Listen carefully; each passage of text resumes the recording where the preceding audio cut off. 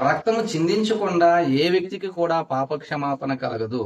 అంటే మన రక్తం చిందించాలన్నది కాదు.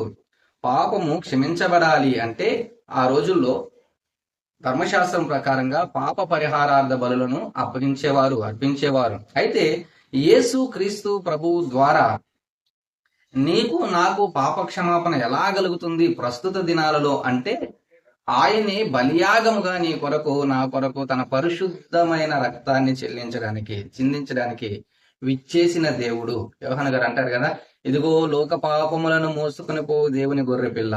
ఆయన మన పాపముల యొక్క ప్రాయచిత్తం కొరకు బలియాగంగా అర్పించబడడానికి వచ్చిన దేవుని గొర్రె పిల్ల. అర్థం చేసుకోవాల్సింది ఏంటంటే, యేసు క్రీస్తు ప్రభు యొక్క రక్తము ద్వారా కాకుండా మరి దేని ద్వారా కూడా మనకు పాపక్షమాపణ లేదు. మన పాపాలకు ప్రాయచిత్తం అన్నది జరగదు.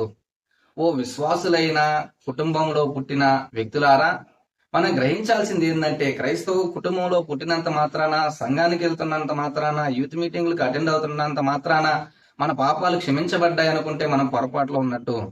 ఏ వ్యక్తి అయితే యేసుక్రీస్తు ప్రభు పాదాల దగ్గరకు వచ్చి, ప్రభువా నేను పాపినయ్యా నన్ను క్షమించు, ఇదిగో ఆ కలువరి శిలువలో నీవు కాచిన రక్తము చేత నా ప్రతి పాపాన్ని కడుగు అని ఎవరైతే యేసుక్రీస్తు ప్రభు దగ్గర వేడుకుంటారో, క్షమాపణ అడుగుతారో, అలాంటి వారు మాత్రమే క్షమించబడ్డవారు. అలాంటి వారి పాపాలు మాత్రమే క్షమించబడతాయి. కాబట్టి మనం గుర్తుపెట్టుకోవాలి, యేసుక్రీస్తు ప్రభు రక్తము ద్వారా మన పాపాలు కడగబడలేదు అంటే మనకు క్షమాపణ ఇంకా రాలేదు అని అర్థము. మనం ఇంకా రక్షింపబడలేదు అని అర్థము. దీన్ని గుర్తుపెట్టుకోవాల్సిందిగా మనం చేస్తా ఉన్నాం. అలాగే యేసుక్రీస్తు ప్రభుని ఎరగని అనేక మంది అనుకుంటా ఉంటారు, ఇదిగో మేము ఫలానా కార్యం చేస్తే మాకు పుణ్యం వచ్చేస్తుంది, లేకపోతే ఇంకో దగ్గరికి వెళ్తే మాకు పుణ్యం వచ్చేస్తుంది, లేకపోతే ఇంకెక్కడన్నా మునిగిలేస్తే మాకు పుణ్యం వచ్చేస్తుందని. లేదండి, అది అసంభవం, అది జరగదు. మన పాపాలు ప్రాయచిత్తమని అవ్వడం అన్నది జరగదు. మన పాపాలకి క్షమాపణ రావడం అన్నది జరగదు. లేఖనాలు సెలవిస్తా ఉన్నాయి, ఆయన రక్తము ద్వారా తప్ప, యేసుక్రీస్తు ప్రభు యొక్క రక్తము ద్వారా తప్ప మన పాపాలకు ప్రాయచిత్తం వేరొక మార్గాన లేదు.